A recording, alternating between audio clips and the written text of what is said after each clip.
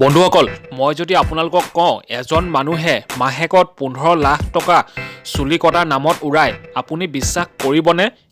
আপোনাৰ কথাটো নাজানো, কিন্তু এইটো কথা সত্য। আহক এই ধনী ব্যক্তিজনৰ বিষয়ে আজি কিছুমান কথা পাতো।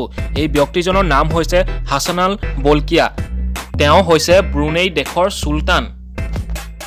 এই ব্যক্তিজনৰ ওচৰত আছে 500খনকৈ ৰোলছ ৰয়েলছ। অকল ইমানেই নহয়, টোটেল গাড়ী আছে 7,000খন আৰু এই গোটেই 7,000খনৰ প্ৰাইচ হৈছে 4,700 কোটি টকা।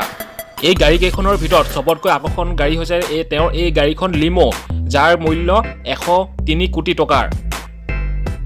500খনকৈ তেওঁৰ ওচৰত ৰোলছ ৰয়েলছ থকাৰ বাবে তেওঁৰ নাম গিনিছ ৱৰ্ল্ড ৰেকৰ্ডত আছে।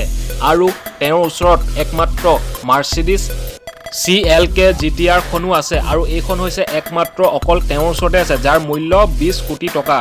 সঁচাকৈ মানিব লাগিব, 10খন মেকলেৰিন আছে তেখেতৰ ওচৰত। তেওঁৰ গেৰেজটোক এটা শ্ব'ৰুম বুলি ক'লেও বেয়া নহ'ব।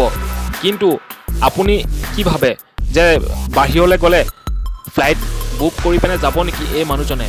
চাওক ইণ্টাৰেষ্টিং কথাটো এতিয়া, তেখেতৰ ওচৰত কি আছে?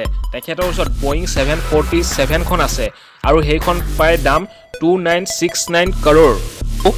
আৰু তেখেতৰ এই প্লেনখনত ইমানেই লাক্সাৰিয়াছ বস্তু ভৰি আছে যে তেখেতৰ কুমুদ আৰু শ্বাৱাৰ 24 কেৰেট গ'ল্ড আৰু ক্ৰিষ্টেলৰ পৰা বনোৱা হৈছে। ভাবক কিমান টকা লগাইছে, প্ৰায় 8,908 কৰোৰ টকা খৰচ কৰিছে এই প্লেনখন কিনোতে। আৰু এই প্লেনখনৰ নাম হৈছে ফ্লাইং পেলেচ। সঁচাকৈ পইচা থাকিলে মানুহে কি কি যে কৰিব নোৱাৰে নহয়, ইমান টকা খৰচা কৰিছে এই প্লেনবোৰ কিনোতে।